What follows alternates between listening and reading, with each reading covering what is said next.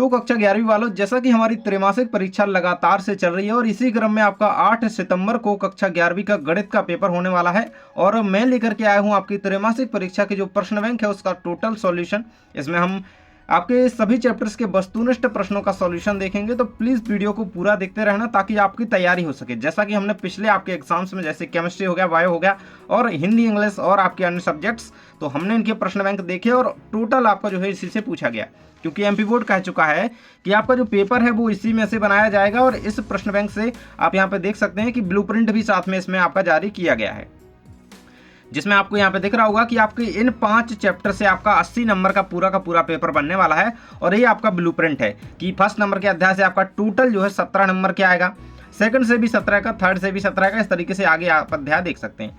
और किससे कितने वस्तुनिष्ठ, किससे कितने रिक्त स्थान, किससे सही जुड़ियां, किससे 2 अंक के क्वेश्चन, किससे 4 अंक के, सब कुछ यहाँ पे पूरा का पूरा यहाँ पे आवंटित किया गया है। ठीक है, तो हम इस वीडियो में आपके सही विकल्पीय प्रश्न देखेंगे और रिक्त स्थान, सत्य सही जोड़ियां, एक वाक्य में उत्तर, यानी कि आपके जो वस्तुनिष्ठ प्रकार के प्रश्न होते हैं हम उन्हें कंप्लीट करेंगे और इन्हीं 5 अध्यायों के क्वेश्चन हम देखेंगे। तो यहाँ से आपका स्टार्ट हो जाता है अध्याय नंबर 1, जो कि है समुच्चय, एंड इसके क्वेश्चन सबसे पहले आपको रेडी करने होंगे। देखिए, क्योंकि आपको ये मेंशन किया गया है कि किस चैप्टर से क्या आना है, मतलब एक वस्तुनिष्ठ आएगा, एक विकल्प आएगा या फिर एक रिक्त स्थान आएगा, इस तरीके से। तो उसी के अकॉर्डिंग आप पढ़ाई कीजिए, उसी के अकॉर्डिंग क्वेश्चंस रेडी करना है। ठीक है, तो हम एक एक करके सारे क्वेश्चंस के आंसर देखते चलते हैं और इस बात का ध्यान देना, देखो मैं आपको आंसर सही ही बताऊंगा, लेकिन मैं मैथ्स का विद्यार्थी नहीं रहा हूँ, तो भी मैं आपको थोड़ा थोड़ा समझाते हुए आपके बिल्कुल करेक्ट आंसर आपको बताने का प्रयास करूंगा। अगर किसी भी आंसर में आपको अगर त्रुटि लगती है तो आप कमेंट्स में डिस्कस कर सकते हैं। सबसे पहले आपके सही विकल्पीय प्रश्न आ जाते हैं, जो कि अध्याय नंबर 1 हमारा यहाँ से स्टार्ट हो चुका है। ठीक है, सबसे पहले सही विकल्प चुनिए वाला सबसे फर्स्ट नंबर क्वेश्चन है, किसी कक्षा में बुद्धिमान छात्रों का समुच्चय है, रिक्त समुच्चय, एकक समुच्चय, परिमित समुच्चय, सुपरिभाषित संग्रह नहीं है। थोड़ा सा हम जूम करेंगे क्या यहाँ पे, इतना बस, ठीक है ना, इतने में आपको क्लियर दिखेगा, है ना। तो सुपरिभाषित संग्रह नहीं है इसका करेक्ट आंसर हो जाएगा। क्यों? क्योंकि बुद्धिमान जो यहाँ पे बात की जाएगी, कक्षा में बुद्धिमान छात्रों का समुच्चय बताना कोई निश्चित यहाँ पे परिभाषा ही नहीं होती है, क्योंकि यहाँ पे बुद्धिमान एक जो है सापेक्षिक शब्द है और इसकी कोई निश्चित परिभाषा नहीं है कि वो होगा ही समुच्चय, है ना। तो इसका हो जाएगा सुपरिभाषित संग्रह नहीं है करेक्ट आंसर। अगला कह रहा है कि किसी अरिक्त समुच्चय ए के लिए ए बराबर है ए या फिर फाई, यानी कि रिक्त समुच्चय यू। सो करेक्ट आंसर आपका हो जाएगा ए। अब ये आंसर हो जाएगा क्योंकि किसी समुच्चय के जो पूरक का पूरक जो होता है ना, जैसे कोई समुच्चय ए है, इसके लिए जो ए का पूरक होगा वो पूरक भी वह स्वयं वही समुच्चय होगा। ठीक है, तो ये आपका यहाँ पर करेक्ट आंसर है। अगला कह रहा है कि ये बराबर 1 2 3 4 और बी बराबर 3 4 5 6 दिया गया है, तो ए कैप बी का मान आपको बताना है, ये इंटरसेक्शन बी का मान आप बताएंगे। तो 1 2 3 4 5 6, 3 4 5 6। अब देखो इस परिस्थिति में आपको करना क्या होता है, आपको केवल और केवल क्या करना है, आपको उभयनिष्ठ कॉमन देखना है। देखो अब ए में क्या कॉमन है 3 4, और बी में क्या कॉमन है 3 4। अब ए में 5 6 तो है नहीं, इसमें 1 2 भी नहीं है। अब हमारा कॉमन जो है उभयनिष्ठ यहाँ पे आप देख लेंगे, वही आपका आंसर हो जाएगा।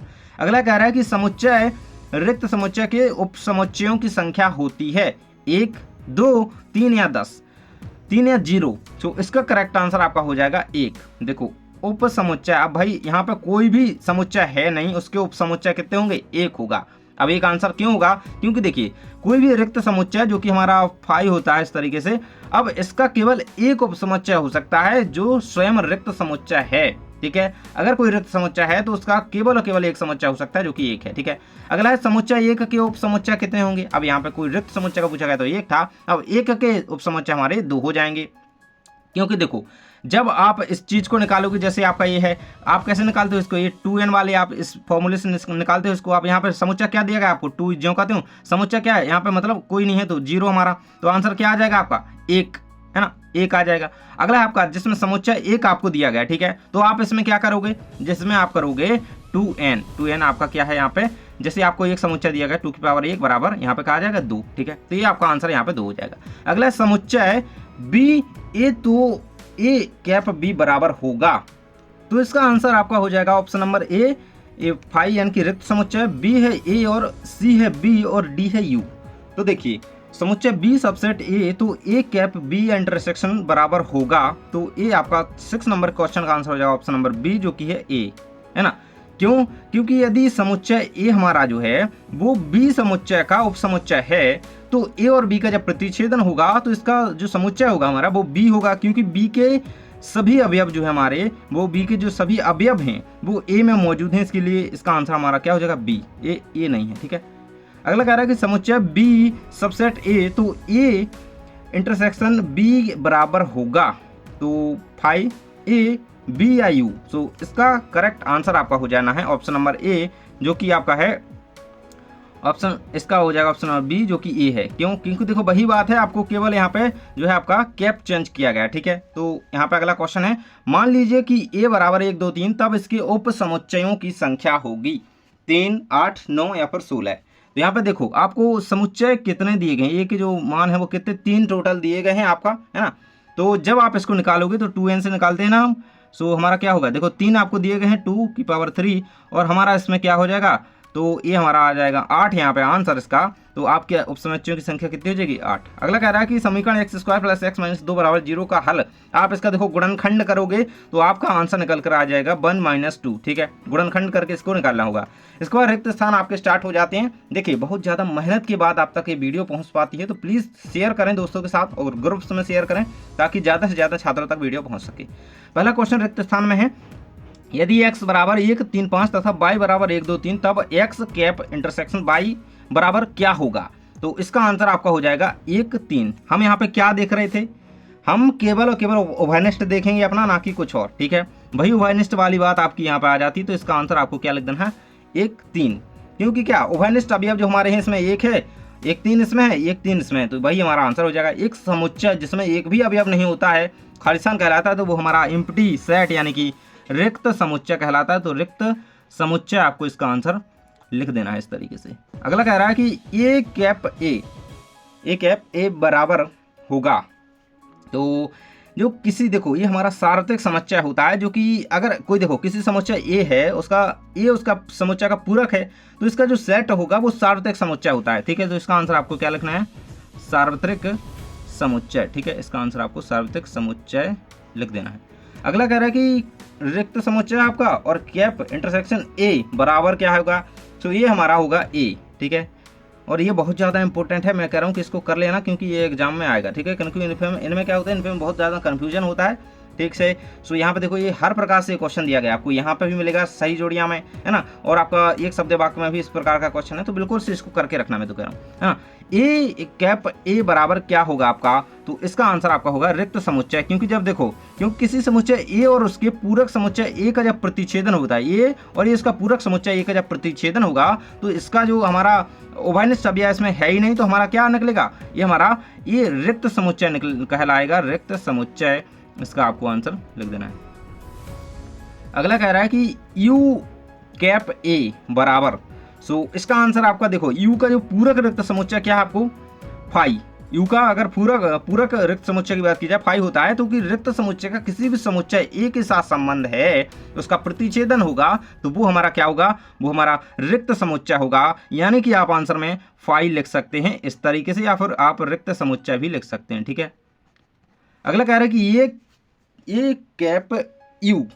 कैप फाई बराबर क्या होगा, तो किसी समुच्चय ए का जब रिक्त स्थान है ना, रिक्त समुच्चय पूछा जाए, इसके साथ जो सेट होगा वो ये ही होगा, तो आपका आंसर इसका ए हो जाएगा। अगला है ए कैप फाई, सो इसके साथ क्या होगा, देखो वही चीज़ है यहाँ पे, अगर ए के साथ आपका यहाँ पे इसके साथ इसका प्रतिच्छेदन होगा, तो ये हमारा क्या रिक्त समुच्चय होगा, यानी कि आपका फाई आंसर हो जाएगा, ठीक है।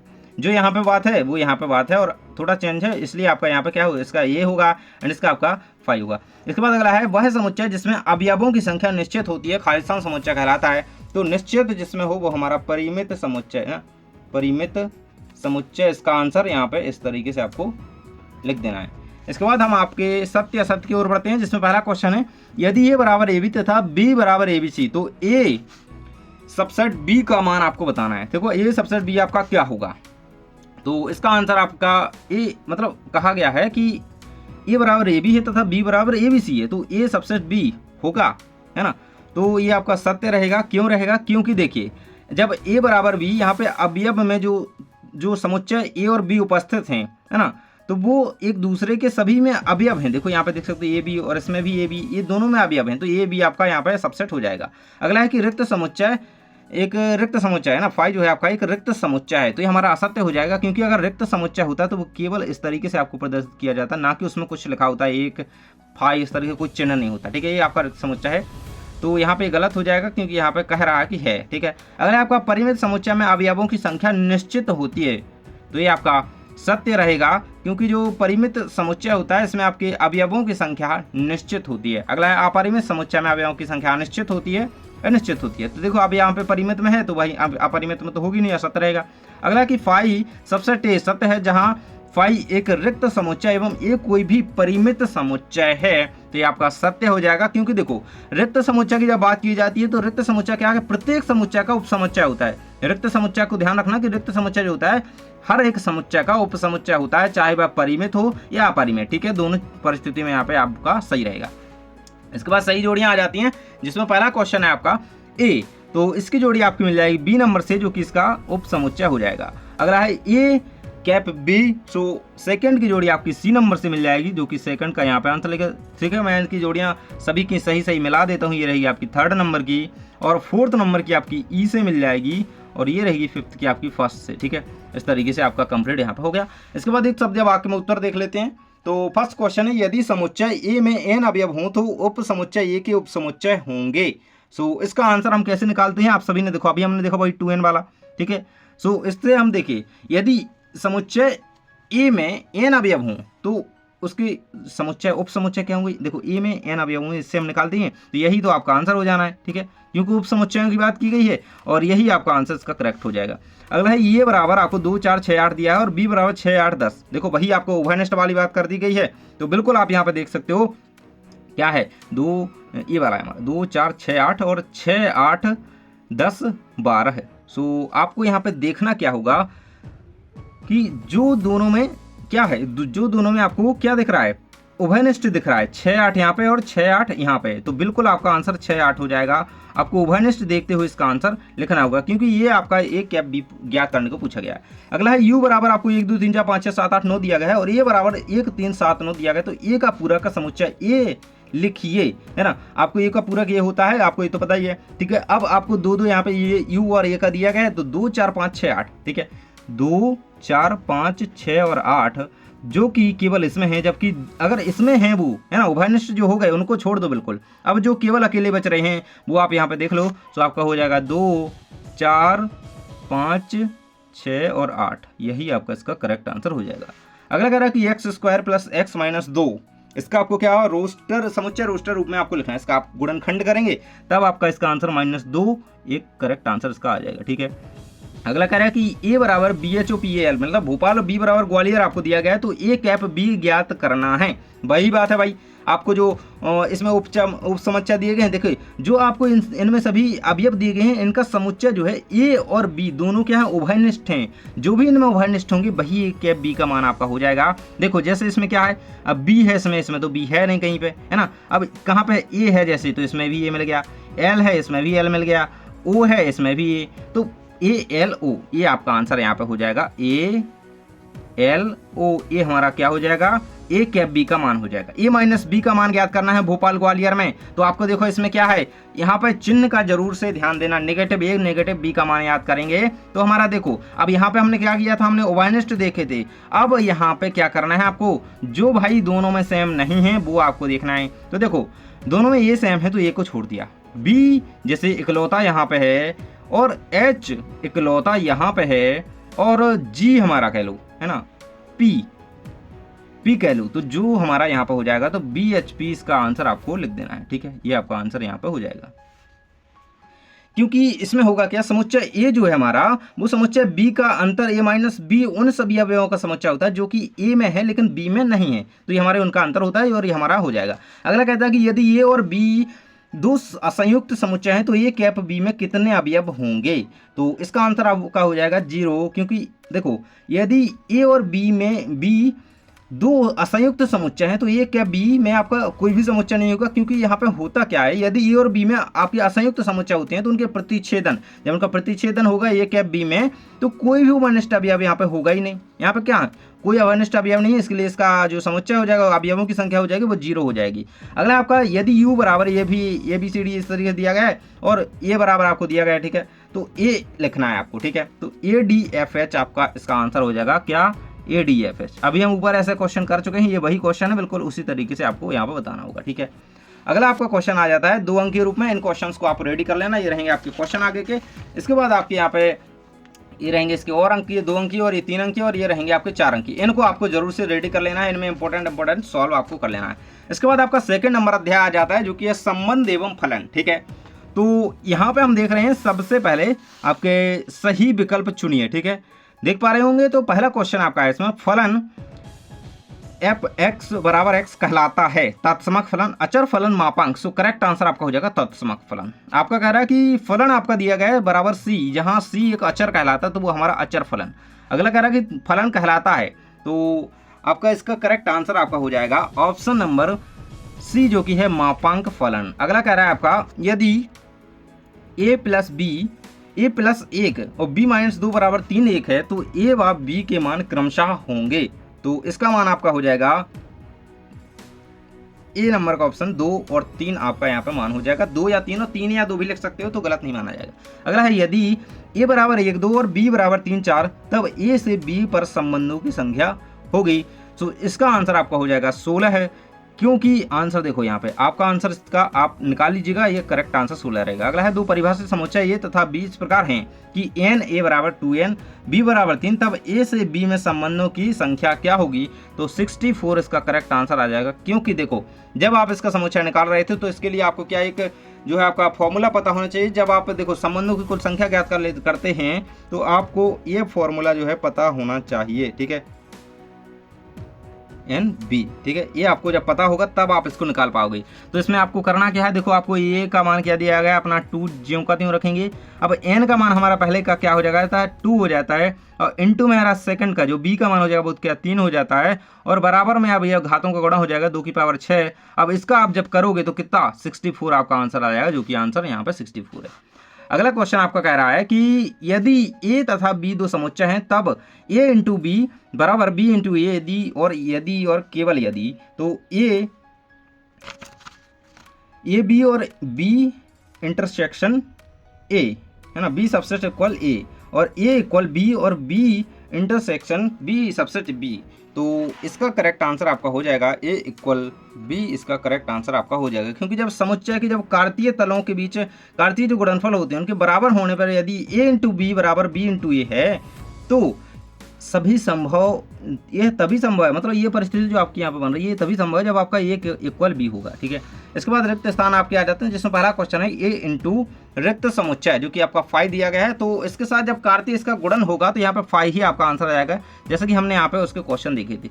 अगला है ए या बी में से कोई अपरिमित समुच्चय है तो ए इंटू बी आपका खालिस्तान समुच्चय होता है, ए इंटू बी आपका अपरिमित समुच्चय होता है। इसका आंसर आपको लिखना है अपरिमित, ठीक है।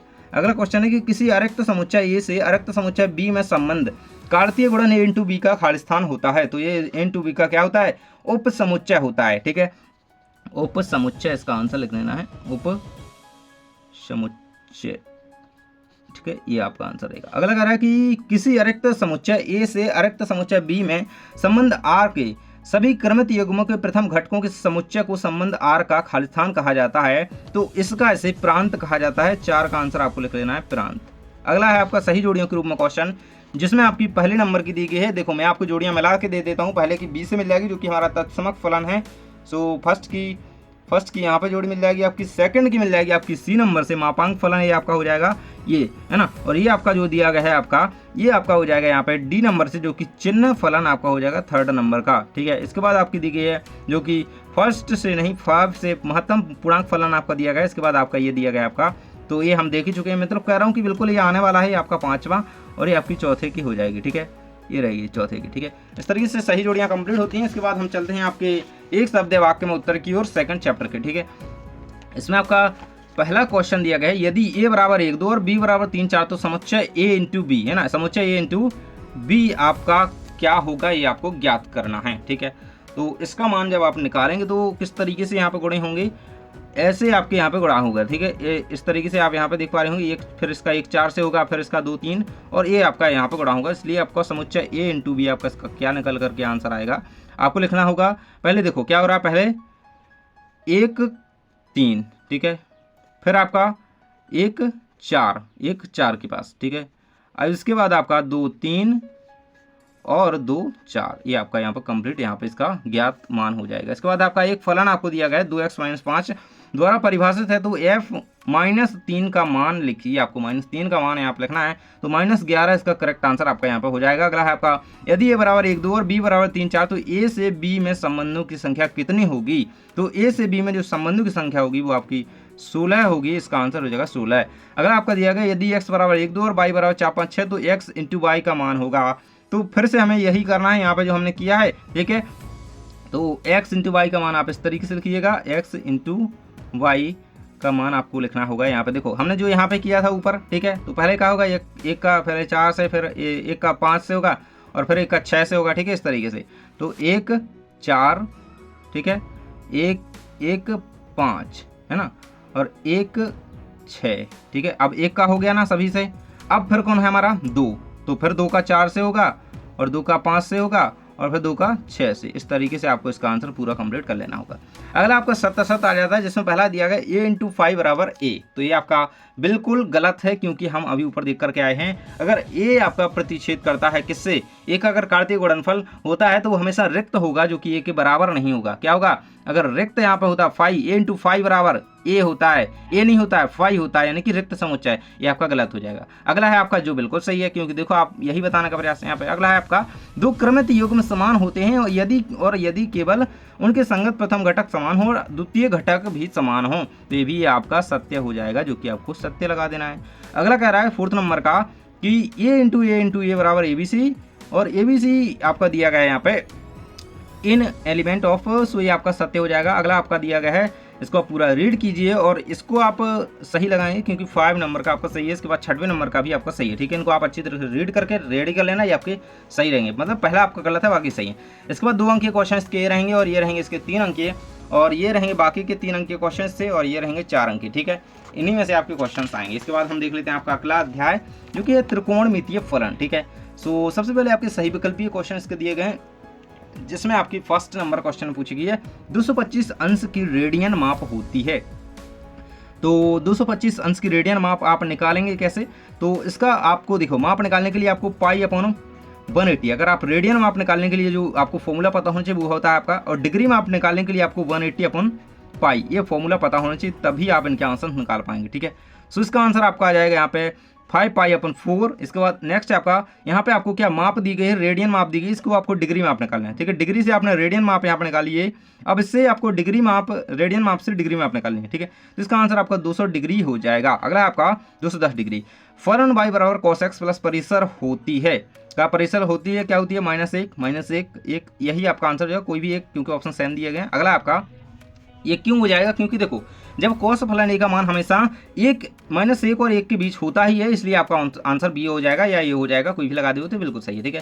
क्योंकि cos x का जो आपका मान होता है ना, फलन का मान, वो हमेशा -1 और 1 के बीच ही होता है, इसलिए आपका आंसर हो जाएगा। अगला कहता है कि sin स्क्वायर π/6 प्लस cos स्क्वायर π/3 का मान होता है, तो इसका मान आपका हो जाएगा 1/2, जो कि बी नंबर ऑप्शन करेक्ट हो जाएगा, क्योंकि हम जानते हैं कि sin π/6 बराबर आपका कितना होगा, sin 30, ठीक है। और ये हमारा 1/2 इसलिए हो जाएगा क्योंकि sin 30 का मान कितना होता है हमारा 1/2, ठीक है। अगला क्वेश्चन आपका कह रहा है कि sin 15 का मान, तो इसका मान तो आपको याद अगर हो तो सीधे आप आंसर लगा पाएंगे, तो आपका ऑप्शन नंबर ए हो जाएगा करेक्ट, जो कि है -√3 - 1 और बटा में 2 -2√2, ठीक है। cos एवं sec फलन किन चतुर्थांश में होता है, तो प्रथम एवं चतुर्थ में होता है। अगला आपका रिक्त स्थान आ जाता है sin a बराबर 1/2 हो, तो sin 2a का मान क्या होगा, तो sin 2a का मान आपको होगा यहाँ पे 3/2, ठीक है, √3/2। अगला आपका cosec 7π/6 का मान खालिस्तान होता है, तो 2 होता है। अगला है sin 45 का मान कितना होता है, sin 45 की वैल्यू 1/2 होती है, तो यह स्टार्टिंग से ही पता है। इसके बाद इसकी sin cos π/3, तो इसका आंसर आपका हो जाएगा 1/2, ठीक है। इस तरीके से रिक्त स्थान होते हैं। इसके बाद सही जोड़ियाँ आ जाती हैं, और सही जोड़ियाँ इस चैप्टर से 2 आनी है, तो देखो काफ़ी सारी दी गई हैं, मैं आपको सबके आंसर बिल्कुल लगाते हुए चलता हूँ, ध्यान से देखते चलना, ठीक है। पहली आपकी यहाँ पे कि sec स्क्वायर x - 1, तो इसका आंसर आपका मिल जाएगा यहाँ पे सी नंबर से, जो कि आपकी यहाँ पर tan स्क्वायर x रहेगी, फर्स्ट की यहाँ पर जोड़ी आपकी मिल जाएगी, ठीक है। सेकंड है आपका tan 2a, सो इसकी जोड़ी आपकी लास्ट में जाएगी। थर्ड है आपका sin π/3 2 माइनस एक्स, तो थर्ड की ए से मिल जाएगी आपकी थर्ड नंबर की। एंड फोर्थ है रेडियन माप, तो रेडियन माप क्या होगी आपकी ये 180 अपॉन माइनस रेडियन माप को जब डिग्री माप में करना होता है तो इसका हम यूज करते हैं, ये रहेगी आपकी फोर्थ नंबर की। और ये फिफ्थ हमारा यहाँ पे लास्ट हो जाएगा साइन का tan स्क्वायर एक्स, ठीक है। इसके बाद हम चलते हैं आपके नेक्स्ट सही जोड़ी के सेट पर जिसमें दिया गया 180 डिग्री। तो इसका मान हमारा क्या होता है सभी को पता है, स्टार्टिंग से याद है हमको। सो इसका मान हमारा हो जाएगा ऑप्शन नंबर सी से इसकी जोड़ी मिल जाएगी। दूसरे नंबर की जोड़ी आपकी, मुझे लग रहा है इसकी आंसर में थोड़ा डाउट है, इसका आंसर 180 डिग्री का एक होना चाहिए, ठीक है, एक है ना, ये रहेगा आपका आंसर फर्स्ट का। सेकंड है आपका कॉस पाई, तो इसकी जोड़ी आपकी मिलेगी कॉस पाई का जो हमारा मान -1, तो 2 से।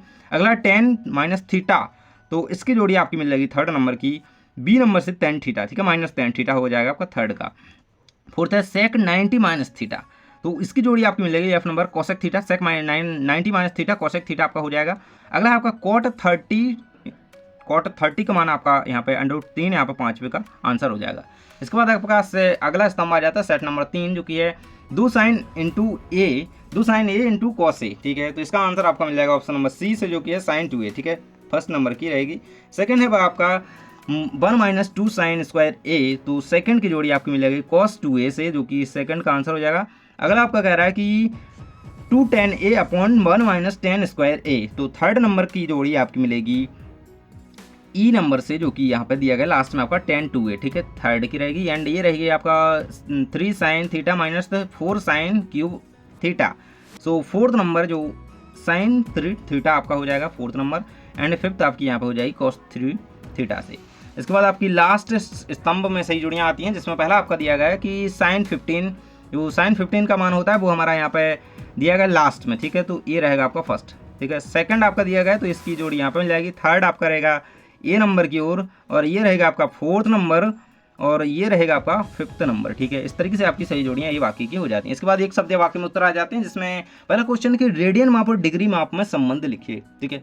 तो रेडियन माप और डिग्री माप में क्या संबंध आपका होता है, तो देखो जब आपको रेडियन माप निकालनी होती है तो आप क्या करते हो, रेडियन माप निकालनी होती है तब आप क्या करते हो, तो पाई अपॉन 180 करते हो, ठीक है। और जब आपको डिग्री में आप निकालनी है, ठीक है, तो आप 180 अपॉन पाई इससे आप निकालते हो, तो इसका पाई रेडियन बराबर 180, इसका ये संबंध इसका हो जाएगा आंसर, ठीक है।